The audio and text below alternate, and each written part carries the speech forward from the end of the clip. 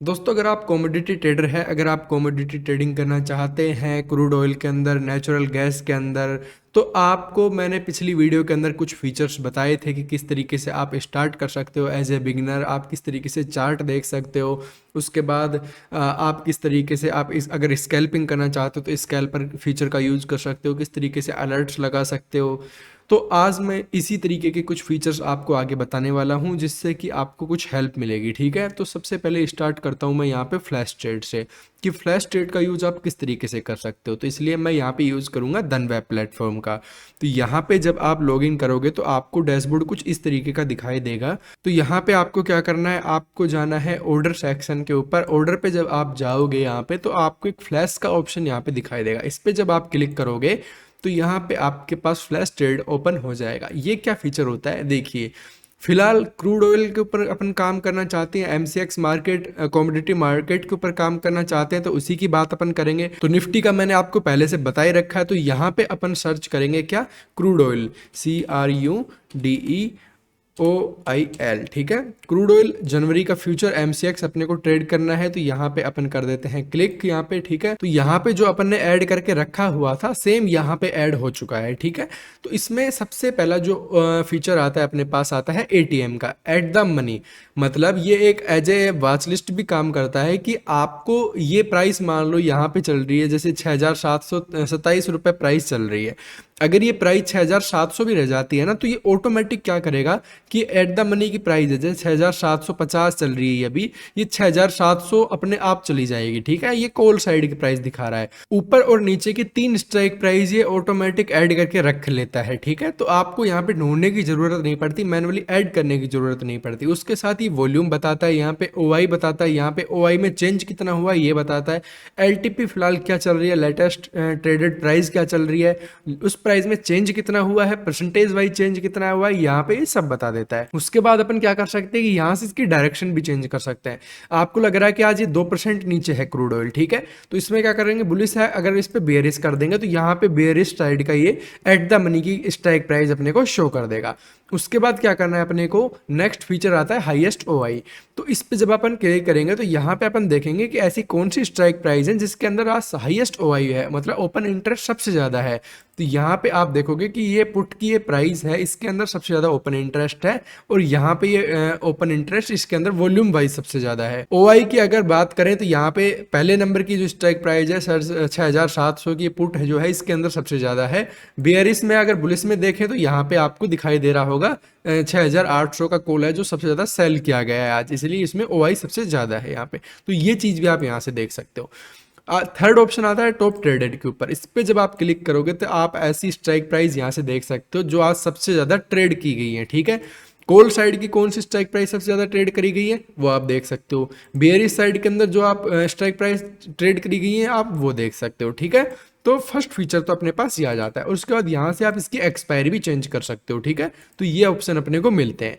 Second option अपने पास यहाँ पे आ जाता है आइसबर्ग ऑर्डर का, कि आइसबर्ग को यहाँ पे किस तरीके से यूज कर सकते हैं। देखो मैं आपको बताता हूँ, आपको दिख रहा है कि यार पुट साइड के अंदर मेरे को ट्रेड करना है और आज ऐसी कौन सी प्राइस जो सबसे ज्यादा ट्रेड करी गई है, तो ये पहले नंबर की स्ट्राइक प्राइस सबसे ज्यादा ट्रेड करी गई है। तो अपन इसको ही जैसे बाय करना चाह रहे हैं, यहाँ पे जैसे बाय पे क्लिक करते हैं, और जैसे तो काफ़ी लोग यहाँ पे ट्रेड करते होंगे, लेकिन अगर कोई बड़ा ट्रेडर है, मान लो आप में से जिसके पास कैपिटल ज़्यादा है मान लो, और वो थोड़ी बड़ी क्वांटिटी में स्कैल्पिंग ही करना चाहता है, तो वो क्या कर सकता है, जैसे उसको मान लो 100 क्वांटिटी यहाँ पे लेनी है। ठीक है, 100 क्वांटिटी यहाँ पे लेनी है, तो इसका मतलब ये काफ़ी बड़ी क्वांटिटी हो जाती है।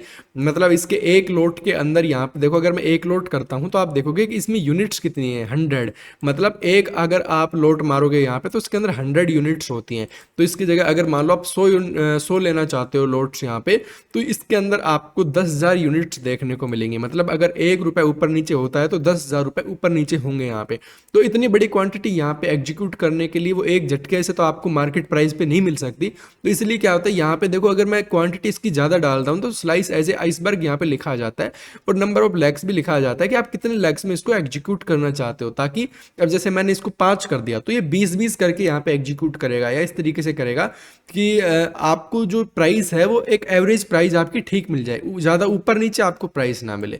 तो आइसबर्ग का ये इस तरीके से काम होता है। अब जैसे मैं इस पे 1 कर देता हूँ यहाँ पे, तो देखो आइसबर्ग का ऑप्शन नहीं आ रहा क्योंकि इतनी बड़ी क्वांटिटी नहीं है।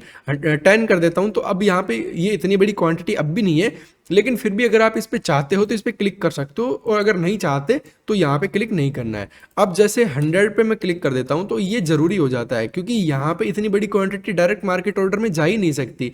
तो यहाँ पे क्या करोगे आप कि इसमें लेग्स में आप क्रिएट कर सकते हो और लेग्स बना के यहाँ पे इसमें ऑटोमेटिक डाल सकते हो, तो ये ऑटोमेटिक एग्जीक्यूट कर देगा, आपको कोई प्रॉब्लम नहीं होने वाली है यहाँ पे। अब थर्ड आपको ये क्वेश्चन आता होगा दिमाग में कि चलो ये तो हम कर लेंगे, लेकिन एटलीस्ट हमें ये तो पता लगे कि इसके अंदर कितना चार्ज लगता है या फिर कितना अमाउंट हमें लग सकता है, क्या ब्रोकरेज लग रहा है, क्या टैक्स लग रहा है, इसका थोड़ा एस्टिमेट मिल जाए तो हमें थोड़ा अच्छा हो जाए, ठीक है। और वैसे भी मैं आपको बताऊंगा अभी, और वैसे कल के लिए मैंने थोड़ी सी आपको एनालिसिस दी थी आज के लिए कि क्या कुछ हो सकता है, तो चलो उसको थोड़ा देख लेते हैं क्या हुआ है उसके अंदर। तो इसके ऊपर मैं क्लिक करता हूँ, चार्टिंग प्लेटफॉर्म पे आ जाता हूँ यहाँ पे, तो मैं इस पे लेआउट पे क्लिक करता हूँ। यहाँ पे देखिए मैंने आपसे डिस्कस किया था कल कि यहाँ पे जब एम पैटर्न बन रहा है तो अगर ये डाउन साइड में ब्रेक करता है तो एक डाउन साइड का मूवमेंट आ सकता है। तो इसने क्या किया, और मैंने क्या था कि अगर अप साइड में जाए तो अपने को इंटरेस्ट नहीं लेना है, यहाँ पे 2 बात कही थी यहाँ पे। तो अप साइड में गया, अपना इंटरेस्ट खत्म यहाँ से, ठीक है, एम पैटर्न बना ही नहीं यहाँ पे। तो यहाँ पे लिक्विडिटी ग्रैब एरिया था, उसके बाद यहाँ पे जाके एम पैटर्न बना, ठीक है। और ये जैसे ब्रेक हुआ तो देखो एम पैटर्न यहाँ पे भी बना है और यहाँ पे टॉप पे भी बना है, और तो इसकी वजह से आज मार्केट थोड़ा डाउन साइड के लिए निकल रहा है। तो एक अच्छी बात है जो अपनी एनालिसिस के अकॉर्डिंग कुछ काम हो रहा है मार्केट के अंदर। अब मैं आपको बताता हूँ कि आप एक एस्टिमेट किस तरीके से लगा सकते हो कि आपको कितना कुछ मार्जिन लग सकता है, ठीक है। तो मैं आपको लेके चलता हूँ मार्जिन कैलकुलेटर के ऊपर। तो दोस्तों आपको ये मार्जिन कैलकुलेटर कहाँ पे मिलेगा, मैंने आपको इसका लिंक डिस्क्रिप्शन में दे दिया है। जब आप इस पर क्लिक करोगे तो आप इस पेज पर रिडायरेक्ट हो जाओगे। तो इस पे आप इक्विटी के अंदर, फ्यूचर के अंदर, ऑप्शंस के अंदर, कमोडिटी के अंदर आप देख सकते हो कितना कुछ ब्रोकरेज लगेगा। अब चलो फॉर एग्जांपल मैं क्रूड ऑयल का ही यहाँ पे एग्जांपल ले लेता हूँ, CRUDE क्रूड ऑयल जनवरी फ्यूचर का यहाँ पे मैं इसका एग्जांपल ले लेता हूँ। प्राइस में जैसे MCX है, एक लोट यहाँ पे 100 यूनिट्स जैसे मारना चाहता हूँ, और यहाँ पे मैं इसको फॉर एग्जांपल मैं 6700 के ऊपर बाय करना चाहता हूँ, और सेलिंग प्राइस मान लो मेरी कितनी रहेगी, मैं 6700 पे ही इसको बेचना चाह रहा हूँ, ठीक है। और मैंने बेच दिया। मैं केवल आपको दिखा रहा हूँ कि इसमें कितना कुछ टैक्स या ब्रोकरेज लग सकता है, बस इसके लिए। फिर मैं आपको दिखाऊंगा कि अगर आप इसमें प्रॉफिट लॉस करते हो तो कितना कुछ कर सकते हो आप। तो यहाँ पे देखिए एक लॉट बाय कर रहा हूँ, तो ट्रेड वैल्यू आपकी कितनी होगी, ट्रेड वैल्यू आपकी होगी 13,40,000 रुपए की, ठीक है। उसके बाद आपकी बाय वैल्यू कितनी होगी, क्योंकि आप डायरेक्ट अब आप फ्यूचर में ट्रेड कर रहे हो तो फ्यूचर की वैल्यू यहाँ पे ज़्यादा होती है, आपको भी पता होना चाहिए। तो 6,70,000 रुपए की यहाँ पे आपकी बाय वैल्यू रहेगी। अगर आप ऑप्शन में काम करोगे तो यहाँ पे आपकी वैल्यू कम लगेगी।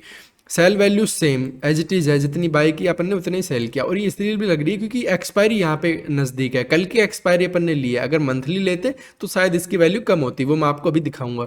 ब्रोकरेज इसमें 40 रुपए का ब्रोकरेज लगेगा। अदर चार्जेस इसमें लगेंगे 122 रुपए के। ग्रोस PNL इसमें 0 है, कोई कुछ नहीं किया। और यहाँ पे नेट PNL 162 रुपए का अपने को इसमें लॉस होगा अगर कोस्ट टू कोस्ट अपने बेच दिया। क्या कुछ लगेगा इसके अंदर, 40 रुपए का ब्रोकरेज लगेगा। एक्सचेंज ट्रांजैक्शन चार्जेस 28 रुपए का लगेगा। इसकी कॉमोडिटी ट्रांजैक्शन टैक्स लगेगा इसमें 67 रुपए का। तो ये यहाँ से आप ट्रैक कर सकते हो। तो टोटल चार्जेस आपके 162 रुपए के लगेंगे। अब देखिए इसमें अगर मैं इसको मंथली में अगर करता हूँ ना तो आपकी यहाँ पे प्राइस कम लगेगी। क्यों? क्योंकि यहाँ पे एक्सपायरी कल की होती है ना, तो यहाँ पे अमाउंट आपको ज़्यादा देना पड़ता है। अब जैसे मैंने जनवरी की मंथली एक्सपायरी यहाँ पे ली है, यहाँ पे फ्यूचर की, तो देखो आपका अमाउंट यहाँ पे घट गया। अब आपको 67,000 रुपए ही लग रहे हैं यहाँ पे ट्रेड करने के लिए, ठीक है। तो ये आपको पता होना चाहिए। उसके बाद देखिए अगर आप यहाँ पे चलो इसको मैं कर देता हूं, और मान लो आप इसके अंदर कितने पॉइंट कैच करते हो, 6,720। मान लो आप इसके अंदर 20 पॉइंट यहाँ पे कैच करते हो तो आपको कितना प्रॉफिट होगा, 200 रुपए का, ठीक है। तो यहाँ पे आप देखो सारे टैक्स वगैरह आपको दिखाई दे जाएंगे। तो आप इस तरीके से एक एस्टिमेट लगा सकते हो, कैलकुलेट कर सकते हो। तो इसका लिंक मैंने आपको डिस्क्रिप्शन में दे दिया। अगर आप भी धन के अंदर अकाउंट ओपन करना चाहते हो तो लिंक आपको डिस्क्रिप्शन में दे रखा है, वहां से आप अपना अकाउंट ओपन करा सकते हो, बिल्कुल फ्री है। कोई क्वेश्चन है तो आप कमेंट बॉक्स में पूछ सकते हो। आज के लिए इतना ही, मिलते हैं अगली वीडियो के अंदर। This is dark trading signing off.